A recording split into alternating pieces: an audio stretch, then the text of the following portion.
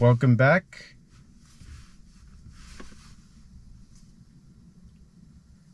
All right, let's recap what happened. Okay, before I start, I don't want to toot my own horn, but I made 2 videos with some predictions, which in my opinion, they're really not predictions. You just got to look at the macro scheme of things. You got to pay attention to the big players outside of just countries, but the elites. People, you really should pay attention to the geopolitical spectrum of things. The World Economic Forum, they tell you pretty much what they plan on doing, but in a very diplomatic way. And it's kind of sad what they think. But anywho, paying attention to that kind of stuff, the members of Council for Foreign Affairs and the likes of those people gives you a broader perspective of things. And it's not really a prediction or predictions that I got right.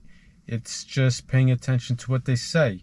If you're watching CNN, they're not telling you this. If you watch Fox or whatever, you really need to pay attention to what these people are saying and what the document says. Like the Great Reset. I believe you could download that the ebook for free by Klaus Schwab. I have a hard time pronouncing his name. So I was right about the war. Whoop-de-doo. The war is going to be a prolonged war. The objective of the war is not to have a successful one. It's basically to embezzle money, to have a reason to the central banks to inflate even more, because the Eurozone is in a really hot mess that nobody is buying their bonds. You know, central banks, they have their treasuries and they buy more stable bonds from other countries. And before, people would buy from Japan, Europe, and US, the UK.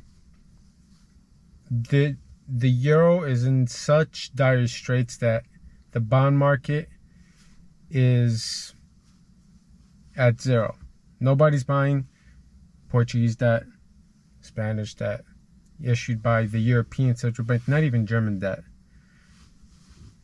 The dollar is not good, but out of all these fiat currencies, it's the best one in town.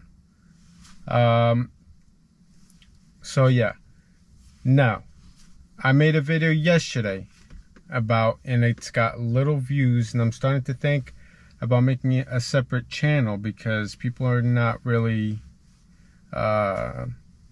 watching when I break down the stuff that's really down to a layman's term. For those of you that watched it and actually took the time to check what I was talking about, the charts, how SQQQ has performed, how SPXU has performed, how PDBC has been performing, how all the oil companies have been performing.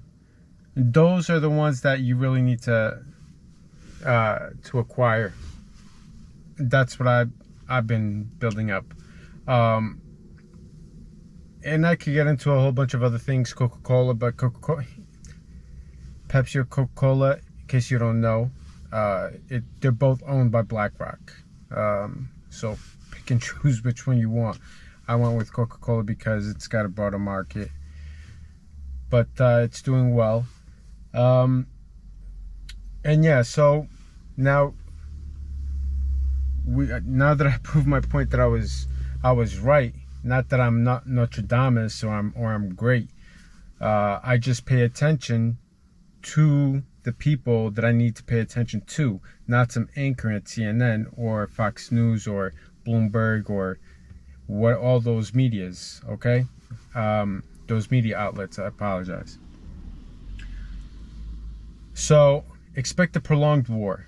By the way, talking about the war in the gas whole situation in Europe, Germany in the early 2000s shut down its nuclear plants and it became dependent on Russia. Now, have they reopened or started in the process of reopening these nuclear plants? Why haven't they done it? Why isn't this being spoken about? You see what I'm talking about? This war is not going to be a short one. It's going to be a prolonged one. Just like Afghanistan, there was no reason except for the reasons that I told you to have a 20-year war and then just came out. I actually put out a video and YouTube gave me a warning and said that if I ever place one of those videos again, I would get my first strike. Now, YouTube, if you have 3 strikes, they take you down. All right, they ban you. I got a warning and it said if I ever do anything like that again, I will be given the first strike. I won't be able to post or do anything for an entire week. And that video pretty much said that one of the people that I watch, I don't want to mention his name, he had predicted the war as early as October 21st, and he repeated it again in November. And why am I bringing this? Why am I bringing this up? The reason why I'm bringing this up is because, one, like I said before, if people watch, pay attention to the right people, they will get the correct information.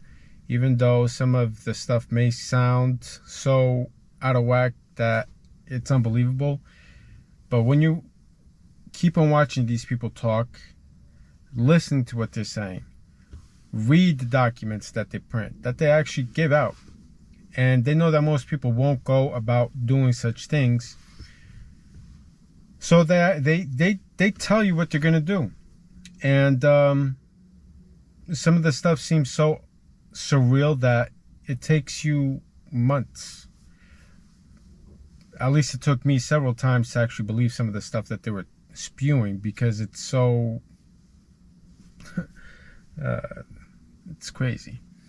So yeah, I that's how I'm going to get it right. I got it right before, and I'm going to keep on getting it right. Am I going to get it wrong? Yeah, I could get stuff wrong, but as long as I'm paying attention to what the big boys in town are saying, you know, I get a pretty good idea. All right. Now let's recap what I talked about yesterday, which was about the S&P 500 in the stock market. So it didn't rally. It actually went down 0.39%. That is not good. Does it mean that the stock market is going to crash? No. Now, before I get into the stock market, let me go off a tangent again. People, because it really pisses me off, all these YouTubers saying about the stock market crashing. The simplest way to know if the stock market is going to crash is when the 10-year yield is going to go up. And I don't mean just going up. It could go up to 4% as long as it's very gradual. But when you do, when it goes like 3%, following it, 3.5, 4%, 5, done. By the end of the week, it went up like 3, 4. You know that's when the stock market is going to crash. Forget about the stock market. To know if the stock market is going to crash, you got to pay attention to the debt. All right? All this money that's out there, it just doesn't disappear. It's got to go from one place to another. All right? So at this moment, it's at the stock market. A lot of it is in debt. When the debt bubble implodes, the only way you will know is by looking at the 10-year yield. So I have to mention that because it really ticks me off when I see these YouTubers predicting a crash since like 2 years ago. a year and a half ago. Meanwhile, the largest, I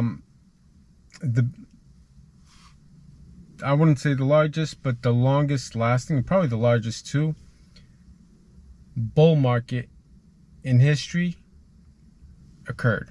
So they sold fear and propaganda just so they could get a lot of followers. Yet there are people out of profiting from this bull run. You see what I'm saying? That's why it ticks me off. So it's very simple. In all my devices, I have a bookmark, or it's on my screen, website, that all I have to do is click and check the 10-year yield. I do it every day. That's the only way you know the stock market is crashing. Okay? Because the Fed tomorrow can say, "Oh, we're gonna do quantitative QE, okay, and lower the interest rates, 25 basis points or whatever it may be," and then everybody's gonna be hip, hooray, whatever, and the stock market is gonna go back up. 10-year Treasury yield, that's where to look. All right, now recapping, going back, because I had to go off on a tangent. Like I had stated before, not before, yesterday, we needed a rally, didn't happen. Did it plunge? No. Did it hit below the support for the S&P 500? Like I said yesterday, 3,850, around there, give or take 20 points. No, it didn't go below that. So people are nervous, and rightly so. But let's say the Fed says, "Oh, we're gonna stop doing raising interest rates to combat inflation." That's a whole nother thing. I could go off on a tangent about that, because don't expect inflation to stop. It's going to continue, and it's very simple. If inflation's at 7%, you need interest rates by the Federal Reserve or any central bank at 7% to stop the inflation. By not matching the interest rate, by not matching inflation, by issuing the same interest rate, you're guaranteeing more inflation. It's very simple math. If inflation's at 5%, 7%, whatever, let's make a simple number. 5% is the inflation. If a central bank, whether it be the European Central Bank, whether it be the Federal Reserve, Bank of England, if they don't match it by 5%, the inflation is going to go up. It has to be equal or greater to bring down the price of goods. So, and then there's another thing. The Federal Reserve is doing this to make the dollar stronger and to pretty much be a bully, because with the dollar strong, globally, it makes the rest of the world suffer. So yeah. Now, going back, like I was trying to before going off on all these tangents. Did it go below the 3850? Like I said, no. Did it rally? No. So it's in a place where it's like in between. And if it goes below 3,850 points, the S&P 500, do I think there's going to be a stock market crash? No. In fact, the 10-year yield went down today. It has to keep, like I explained before, it has to go up. But it's not just going up. It's got to be in rapid succession. So, if it goes below 3850, or if we're going to keep on lingering here, there may be a slow, not slow, it's gonna keep on going down probably slowly. It's going to be probably entering a bear market. And commodities should do well. Coca-Cola, Altria, Monsanto, the staple names, oil producers, the basic Unilever, those brands that people need, like food. You know what I'm talking about. Food, basically commodities. One other thing that this is a bonus before I close this off. Uranium. Uranium is going to skyrocket if it hasn't already. I haven't checked, because nuclear is the way to go. I always thought it was, but now countries are being forced to be independent from gas producing countries.